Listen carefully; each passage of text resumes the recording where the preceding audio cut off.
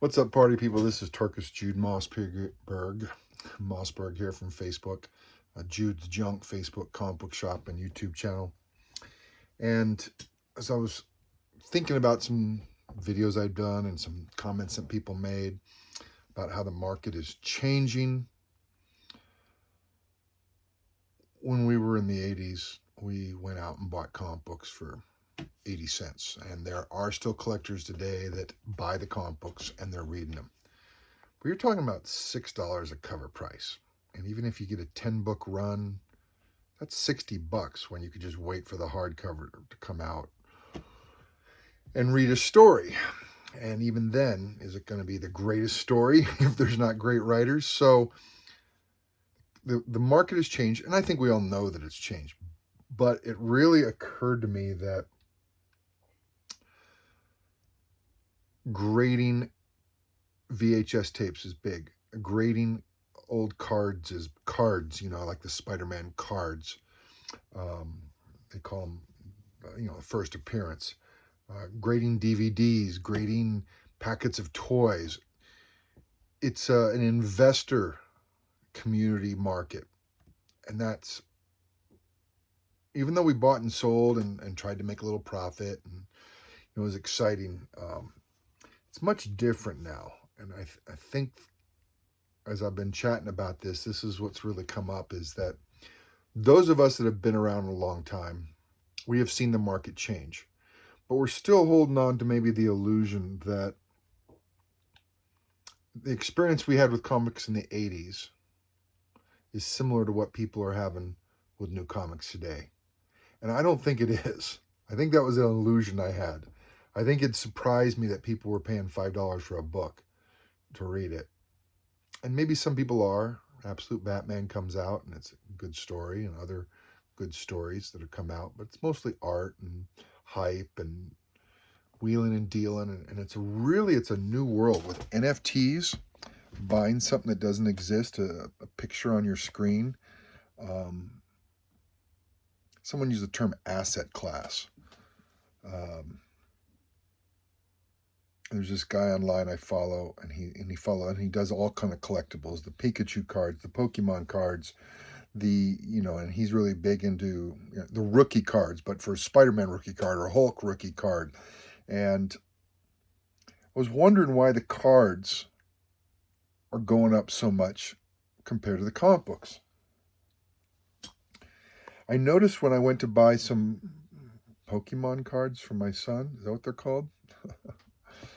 There is no price guide like GPA. There's places that sell and buy, like my comic shop, and you can see what other people paid for it, but there's no congregator. GPA is great because it's all CGC, but when you get in the card community, there's a lot of different grading companies, and I don't know why there isn't. When I was online with some of the Pokemon Facebook groups, I was trying to look up the values of some cards because my son wanted a certain Pokemon card, 10.0, I think. And I just wanted to go see what the value was, just like comics. Everyone said they don't have that. They have these websites where you can buy and sell, and then it tracks the history, like eBay, but you have a different website for each, maybe 4 or 5 different eBays, and you have to check all that across the board. And I'm like, why hasn't someone created a tool to congregate all those values, like Go Collect, like Cover Price, like GPA? And I don't know the answer to that, but those prices are going through the roof. There isn't a one-stop price guide. There's just buying and selling. We make fun of people hiding money, but the truth is, and I was just watching a TV show, the old way to hide money was artwork, hide money from the government, tax evasion, bring money overseas so it doesn't get taxed or customs or reported. And you had horses, art, and something else. This was probably the old days. But in today's day, comic book cards, look at these Pokemon cards. They're going for millions. NFTs was a little while ago, I know, but it was millions. And easy way to, send money back and forth without it being reported. So I'm wondering if the cards are more popular because they're smaller. I'm wondering, a lot of us that collect comic books, we know the storage issues involved, and we collect thousands. I don't think Jake Paul has thousands of Pokemon cards. I think he bought one for several million, then turned around and sold it for several million. Don't know if his few $1 million profit was reported or not. But maybe the football cards, the baseball cards, the Marvel cards, the Pokemon cards, they're all going up significantly, like highs greater than 5 years ago, whereas comic books aren't. And I'm wondering if it's not because comic books are harder to ship.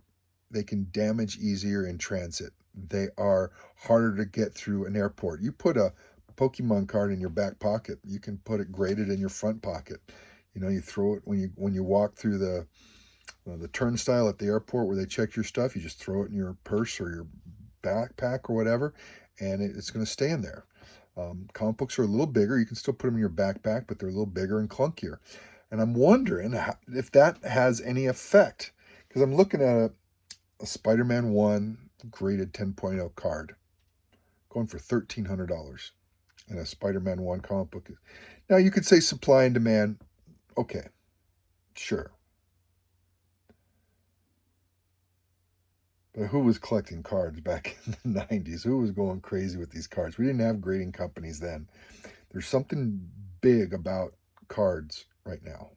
Like I said, Pokemon, football, sports, Marvel. And I just had to spend $300 for more of these because I got too many books I got to put away.